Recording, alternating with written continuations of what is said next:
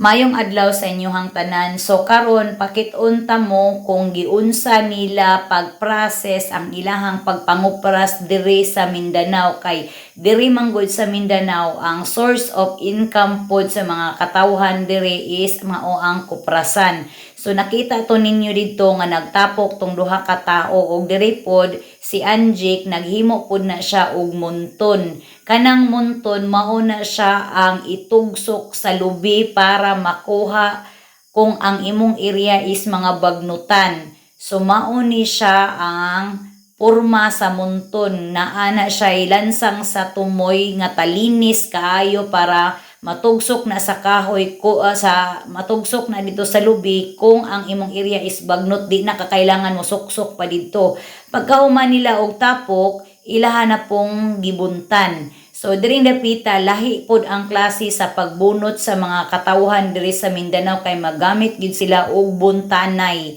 Lahi pod ang klase pod kay taga Bohol man ko, lahi pod ang klase pod sa pagpangupras pod didto kay diretso raman buak. So ila diri kinahanglan pang buntandaan. So nakita pagkahuman pod nila bunot, dayon ila na dayon nga buakon.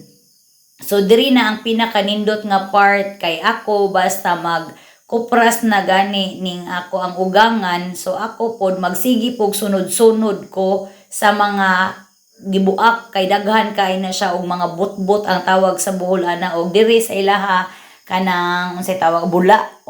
So diri pagkahuman pod og buak isulod na day nagsako, tapos ibutang na day na dinha sa mga tinapok nga kanang sana hinakot nga mga lubi, og ila na day nang ibulad. So nakita na niyo diha nga ilahan ng gipang gipang hakot o gipang gipang bulad na diha sa init. So mauni ang process sa ilahang pagpangupras pod ring dapita, no. So diring dapita ato na pod ding gislang gisubay dire kung unsa na pod ni ilahang gibuhat, kay ako maskin bag-o ra man gud ko diri sa Mindanao, pila pa mang may ka years, pero sa pag-abot jud nako diri na amaze gyud ko sa pagpangupras nila diri, kay mao lagi na ang ilahang pagpangupras diri is kanang sungkiton, tapos kanang tapukon, tapos bunutan, tapos pagkahuman buakon, tapos ila na po isulod og sako, tapos karyadahon. So ingon ana ang laha diri. So ako wala pa jud ko'y experience aning mga butanga. So mo nang curious kay ta magsige tag panglantaw sa ila kung unsa ilang gipangbuhat, kay lahi ba ang process diri sa Mindanao, lahi pud ang process sa amoa dito sa Bohol. So diring dapita nakita na niyo ang mga ang mga nagbunot. So nagpahuway na sila. So diring dapita pod ang ilang style, ang katong tigbuak mo na po na tigsunod niya na po tigsunod nga tigtapo at sulod sa sako. So ingon ana ang process diri. So mostly gyud diri sa amo ang nga gipuy-an mga area nila diri sa uban nga mga katawan po diri sa amo ang mga kabaryo diri o unsa pa ba na diha kanang mga lugar na mo diri kasagad, puro jud mga kalubinan sa Davao del Sur o sa Sarangani.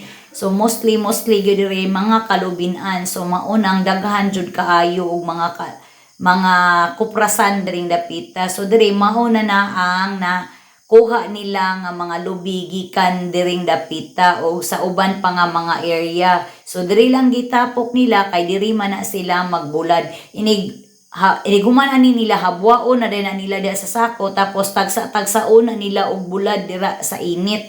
So mo na ang process diri sa Mindanao. So sa sunod na to nga video na po ko ipakita ninyo kung giunsa na pod. So kani kay nahuman naman nila, so diri dapita nag-snacks na pod na sila, dili pod mahimo nga dili pod sila mga snacks kay kapoy biya pod, dili jud lalim ang pagtrabaho sa umahan kung ang ikaw kanang walay snacks unya parte pa kainit. So mo na nga kinahanglan jud na sila nga mga snacks umupahuway. Og diri lang tataman, og sa sunod na pod na to nga video na pod mo ila nga makitan about sa ilahang pangupras diri.